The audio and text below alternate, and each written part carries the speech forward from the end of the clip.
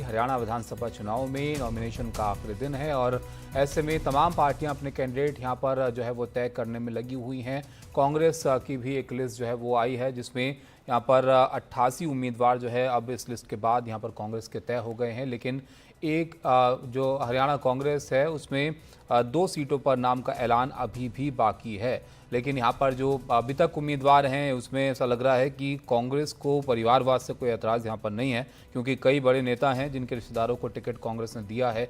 जिसमें अगर हम बात करें तो भजनलाल सुरजेवाला हुड्डा के रिश्तेदारों को टिकट यहाँ पर दिया गया है और कांग्रेस की तरफ से पंचकुला से चंद्रमोहन को कांग्रेस का टिकट जो है वो दिया है, जो कि भजनलाल के बेटे हैं। कैथल से रणदीप सुरजेवाला के बेटे आदित्य को टिकट दिया गया है। पलवल से भूपेंद्र सिंह हुड्डा के समधी करण दलाल को यहाँ पर टिकट दिया गया है। तो कई ऐसे नाम हैं जो बड़े कांग्रेस के जो नेता हैं उनके रिश्तेदार हैं या किसी तरह से जो है उनसे संबंध के हैं। तो कांग्रेस की लिस्ट है। हालांकि अब भी 88 उम्मीदवार तय हुए हैं, अभी 2 उम्मीदवारों के नाम का ऐलान जो है वो बाकी है। नॉमिनेशन का आखिरी दिन है, लेकिन कांग्रेस को लग रहा है कि थोड़ी मशक्क़त यहाँ पर करनी पड़ रही है नाम तय करने में, जो कि काफ़ी वक्त लेने के बाद भी अभी भी 2 जो सीटें हैं वो यहाँ पर बची हुई हैं जिस पर इनको अपने उम्मीदवार तय करने हैं। प्रशांत हमारे सहयोगी हमारे साथ जुड़ रहे हैं। प्रशांत, लिस्ट तो आ गई कांग्रेस की, 88 उम्मीदवार ही अभी तक तय हो पाए हैं, लेकिन लग रहा है कि परिवारवाद से कोई ऐतराज़ इनको नहीं है। नहीं नहीं, बिल्कुल ताबिश, परिवारवाद से बिल्कुल ऐतराज नहीं है। और एक फिगर मैं आपको दे दूं कि कांग्रेस के अभी तक जो 88 नाम घोषित किए गए हैं उसमें से 46 नाम ऐसे हैं जो पिछली बार भी चुनाव लड़े थे। यानी कांग्रेस ने लगभग पिछली बार जितने उनके उम्मीदवार चुनाव लड़े थे उसमें से 50%, 50% उम्मीदवार वही बनाए रखे हैं।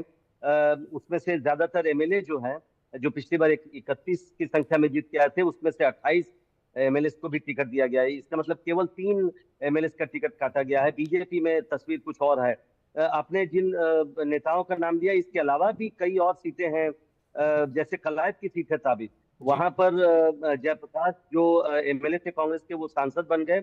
उनके बेटे के टिकट कट, वो चाहते थे अपने बेटे के लिए टिकट, वो मिलने भी आए थे मल्लिकार्जुन खड़गे से, विरोध भी जताया था उन्होंने कि ऐसी चर्चा है कि उनके बेटे को टिकट नहीं मिलेगा। लेकिन अब जो सीट अनाउंस हुई है उसमें उनके बेटे को ही टिकट मिला। इसी तरह से कई और भी ऐसी सीटें हैं कि जहां पर कांग्रेस ने अगर टिकट काटा भी है अपने पिछली बार का उम्मीदवार का, चाहे वो जीता हो या हारा हो, तो उसकी जगह उसके परिवार के ही किसी पत्नी को या बेटे को इस तरह से टिकट दिया गया है। अभी और भी आप अगर एनालिसिस करेंगे तो जी। देखेंगे कि कुछ और भी ऐसी सीटें हैं। भले ही वो बहुत बड़े नेता नहीं है पार्टी के, लेकिन इस तरह की कुछ और सीटें हैं जिन पर रिश्तेदारों को तो टिकट दिया गया प्रशांत, है। क्या तो इस बार कांग्रेस के कांग्रेस यहाँ पर अभी तक जो लिस्ट आई है, ऐसा लग रहा है कि नेताओं की नाराजगी हरियाणा में दिखी है, उसका एक दबाव भी कांग्रेस ने यहाँ पर महसूस किया है? क्योंकि एक और नाम यहाँ पर है करण दलाल, जो कि पहले ही पर्चा भर चुके थे, इनको यहाँ पर उम्मीदवार जो है इनकी तरफ से बनाया गया है। नहीं, देखिए, ऐसी ऐसी सूरत तो बीजेपी में एक दो के उम्मीदवारों की है, बिल्कुल आप ठीक कर रहे हैं।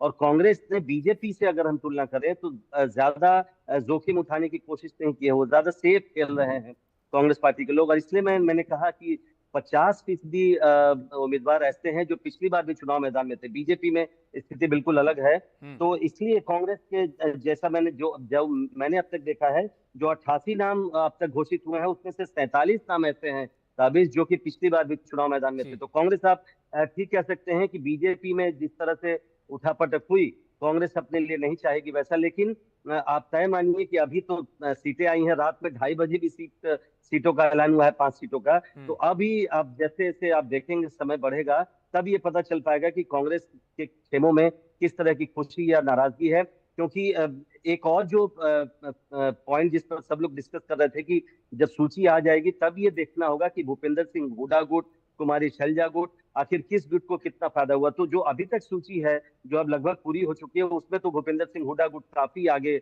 मालूम पड़ती है। कुमारी शैलजा जिस उम्मीदवार का विरोध कर रही थी, मेरी जानकारी है, उन्हें उनकी सीट जो सिरसा, जहां से वो लोकसभा की सांसद हैं, वहां से जो सिरसा विधानसभा सीट है, वहां से उसी उम्मीदवार को टिकट दिया गया जहां जिसका कुमारी शैलजा विरोध कर रही थी। जी। तो ये भी बात हम लोग को ध्यान में रखनी होगी कि भूपेंद्र सिंह हुड्डा गुट जो है, वो उसकी छाप बिल्कुल टिकट बंटवारे में दिख रही है।